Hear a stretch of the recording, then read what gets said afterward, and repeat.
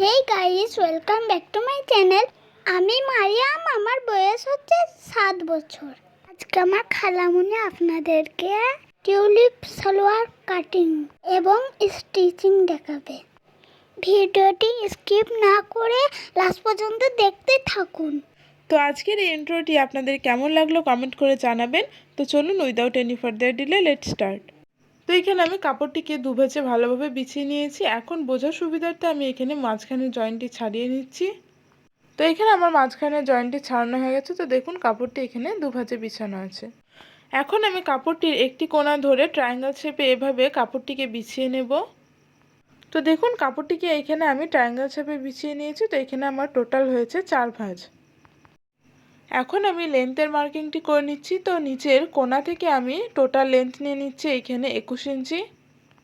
এখন আমি এই 21 ইঞ্চি যে লেন্থটি নিলাম সেটি রাউন্ডে এভাবে মার্কিং করে নেব।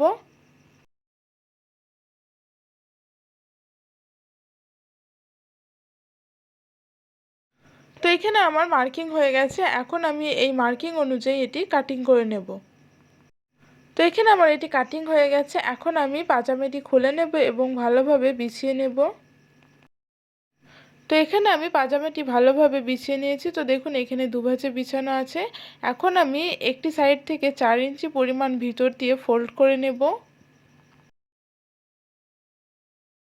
এখন এই যে 4 ইঞ্চি যেটা ফোল্ড করলাম তার উপর আরেকটি পার্ট 2 ইঞ্চি দূরত্বে এভাবে রেখে নেব।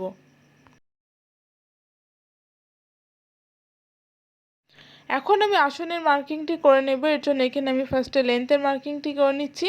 তো লেন্থের ক্ষেত্রে টোটাল যা লেন্থ থাকবে তার সঙ্গে বেল্টের লেন্থের মাইনাস করে যেটা বেরোবে তার সঙ্গে আরও 1 ইঞ্চি এক্সট্রা অ্যাড করতে হবে। তো এখানে টোটাল আমি 5.5 ইঞ্চিতে মার্কিং করে নিলাম। এখন আমি এর চওড়াটি নিচ্ছি 2 ইঞ্চি, অর্থাৎ উপর থেকে এবং নিচে থেকে আমি টোটাল 2 ইঞ্চিতে মার্কিং করে নিলাম। এখন আমি আসনের শেপটি দিয়ে নেব। তো এখানে আমার মার্কিং হয়ে গেছে। এখন এই মার্কিং অনুযায়ী আমি আসনটি কাটিং করে নেব।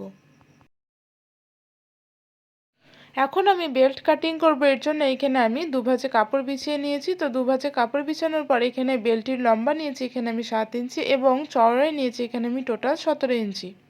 তো এখানে আমার বেল্ট কাটিং হয়ে গেছে। তো পাজামাটি ঠিক এভাবে স্টিচিং হবে। তো চলুন স্টিচিংয়ে যাওয়া যাক। এখন আমি পাজামাটির দুটো পার্টে এভাবে ডবল ফোল্ড করে স্টিচিং করে নেব উল্টো সাইডে।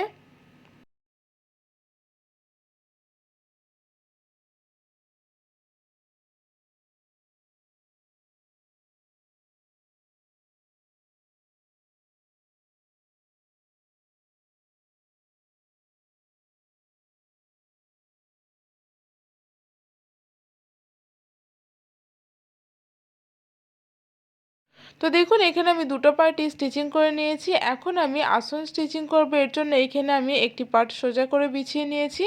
এখন আমি এর উপরে আরেকটি পার্টকে উল্টো করে রেখে 1/2 ইঞ্চি পরিমাণ মার্জিন নিয়ে আসন স্টিচিং করে নেব। তো এখানে আমি আসন স্টিচিং করে নিয়েছি। এখন আমি ছোট ছোট কাট বসিয়ে দেব এবং পাজামাটি ভালোভাবে বিছিয়ে নেব।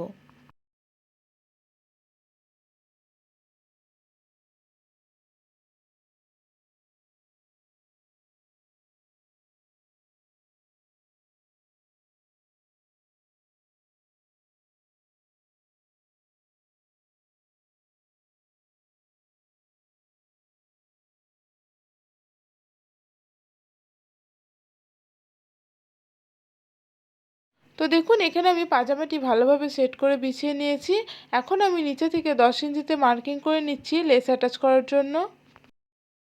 তো এখানে আমি দুই সাইডে মার্কিং করে নিয়েছি। এখন আমি লেস অ্যাটাচ করব। এর জন্য এখানে আমি লেস নিয়ে নিয়েছি।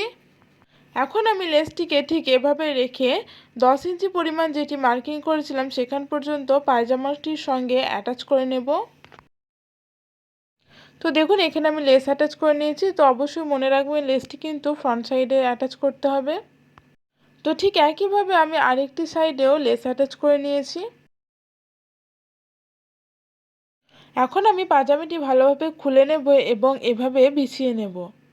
এখন আমি আসনের জায়গা থেকে 1.5 ইঞ্চি চওড়ায় দুটো পার্টই এভাবে বিছিয়ে নেব।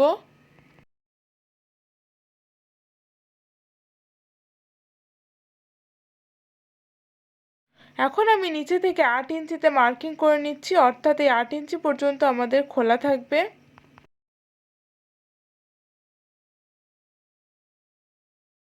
এখন আমি পাজামাটি এই বরাবর মার্কিং করে নিচ্ছি যাতে স্টিচিংয়ের সময় অসুবিধা না হয়।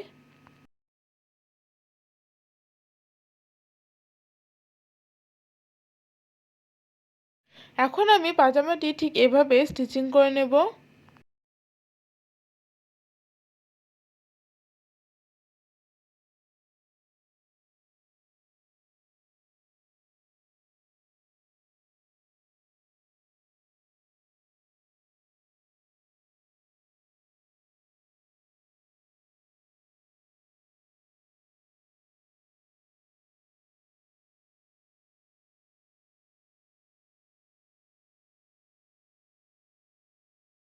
তো দেখুন এখানে আমি একটি পার্ট স্টিচিং করে নিয়েছি, তো ঠিক একইভাবে আমি আরেকটি পার্টও স্টিচিং করে নেব। তো দেখুন এখানে আমি দুটো পার্টই স্টিচিং করে নিয়েছি। এখন আমি কোমরে বেল্ট অ্যাটাচ করব, এর জন্য এখানে আমি বেল্টের কাপড়টি নিয়ে নিয়েছি। তো এখানে আমি দুই সাইডে ফার্স্টে 1/2 ইঞ্চি পরিমাণ মার্জিন নিয়ে স্টিচিং করে নেব।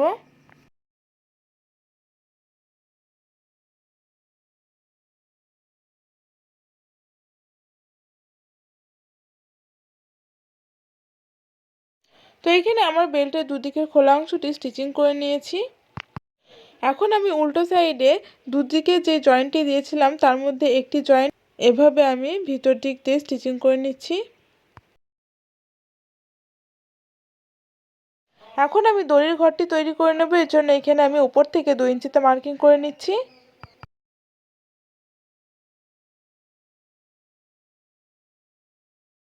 এখন আমি কোমরের বেল্টটিকে ঠিক এভাবে 1/2 ইঞ্চি পরিমাণ ভিতর দিয়ে ফোল্ড করে গোটা রাউন্ডে স্টিচিং করে নেব।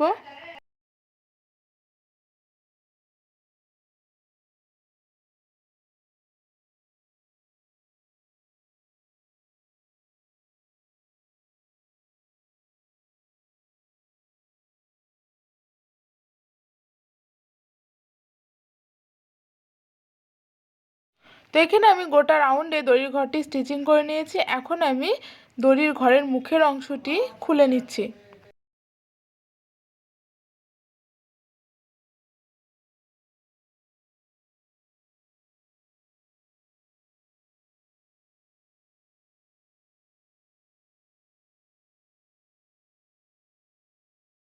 এখন আমি বেল্টটি বটম পার্টির সঙ্গে অ্যাটাচ করব, এর জন্য এখানে আমি বটম পার্টটিকে সোজা সাইডে বিছিয়ে নিয়েছি।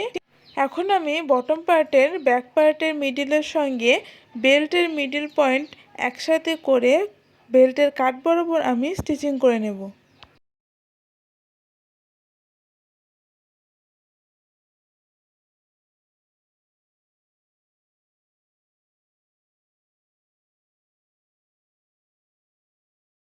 তো এখানে আমার ব্যাক পার্টে প্লেন সেলাই হয়ে গেছে। এখন আমি সামনের পার্টে কুচি দেব, এর জন্য বেল্টের সঙ্গে আমি বটম পার্টের কুচি অ্যাডজাস্ট করে এখানে করে নেব। ঠিক একই পদ্ধতিতে আমি আরেকটি সাইডেও কুচি করে নিয়েছি। এখন আমি কুচির উপরে একটি টপ স্টিচ বসিয়ে দিচ্ছি যাতে কুচিগুলো ভালো মতো সেট হয়ে বসে যায়।